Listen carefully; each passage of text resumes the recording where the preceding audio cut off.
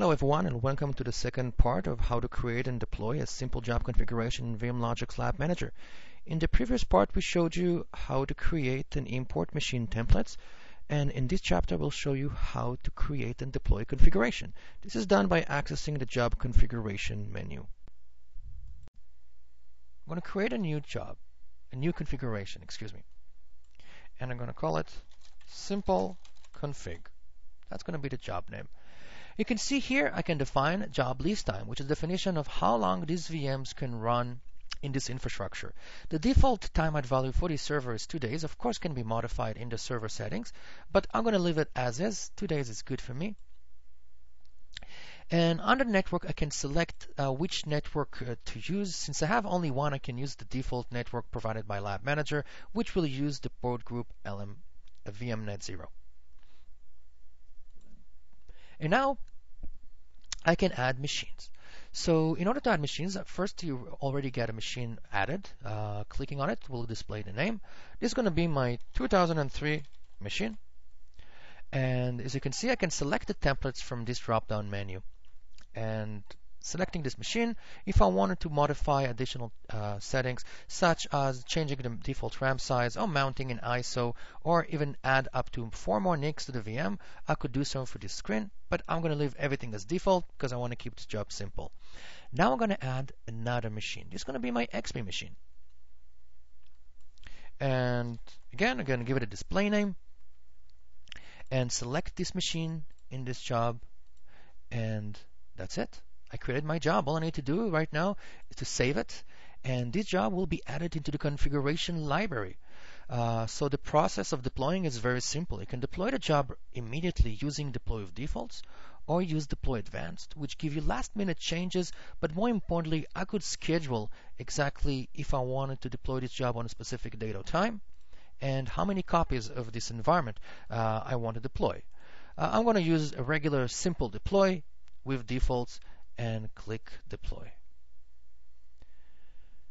Now the process is LabManager will connect to the vCenter server and start the deploying process. You notice that the LabManager switched into the workspace. Workspace is the place where you will see all the active job, the deployed configurations. Each user has its own workspace, and deploying configurations will take the user directly to that space. And LabManager displays a progress bar of everything that's happening in the background. You can see here that I have both servers loading, and LabManager starting the cloning process. As I mentioned, we leverage link clone, which allows us to quickly deploy environments regardless of the original VM size. Two benefits from linked clone technology. One is quick provisioning, and the second is storage saving. Regardless of the original VM size, LabManager will create a small delta disk. The clone will boot from that disk, and which is significantly smaller than the original VM size, even if it was 10 gig. And usually it starts 16 megabyte in size and grows as user changes are written into that disk. So you can see now the process is executed. I can launch my LabManager, my vCenter client, and you can see that LabManager created 2 VMs under my pool. They are based off the systems. And if I'll show you the task manager in the background, you'll see the LabManager is configuring the VM automatically and creating clones of the systems, which eventually, once the configuration of LabManager is done, the VM will immediately boot, and I'll have the same state as the VM loaded. But I can tell you that if I'll try to click on the VMs and launch them and view them in a console, I won't be able to. The reason is we need to open console access on the ESX, enable that via the firewall of the ESX. And you can see now the VMs are starting to load immediately. So in order to do that, you'll need to access the ESX using an SSH client. For example, I have PuTTY here, and I'm going to log in into my ESX. And you need to log in as root equivalent or root and run this command. It looks like a long command. Don't worry, you don't have to remember it. This command is listed in the VMLogix documentation, also included in the VMLogix evaluation guide for LabManager 381. And once you do that, So you can see that I got an error that it's already open. I already executed this command, but if you executed and no error occurred, you're good to go and Lab Manager is enabled. But the final section of the step is to enter the IP of your vCenter for communication. So you click on hosts and go to the vCenter and edit it. And in the bottom, you will enter, very important, the IP of your vCenter server. Okay, so my IP here is 192.168.67. I'm going to click Save. And now Lab Manager is ready to access the machines using an embedded plugin. And let me show you how to do that. So I'm going to go back into our workspace, and you can see the job is still running and the VMs are still loading.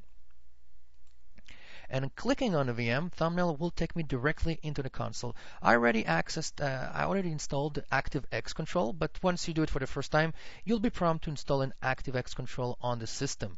And once you do that, you'll have an embedded plugin, as you can see here in Internet Explorer. I can work on the VMs as if I was sitting in front of them and manipulate them, and that was a quick overview. And I'll switch to the other machine. This is the XP.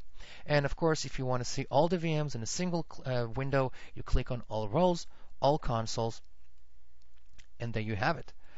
You can also see the job networking information of the job, including the machines involved, the MAC address, and of course, if there was any IP assigned to this machine by the GuestAgent, it will be loaded eventually. It takes a couple of minutes for the GuestAgent to report back to the Lab Manager.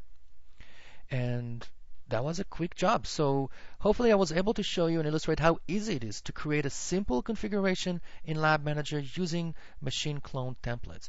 Of course, if I'll try to deploy this job again, which is possible, I will have conflicts between these machines and the running because I'm using the same clone, and there will be IP or hostname or even MAC address conflicts if I selected to preserve the MAC address.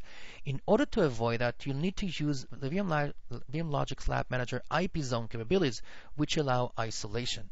And this setup will be covered in our next module, which is following this module, and includes how to set up Lab Manager in advanced configuration and IP zone. So thank you for watching our video, and please attend our future videos from VMLogix.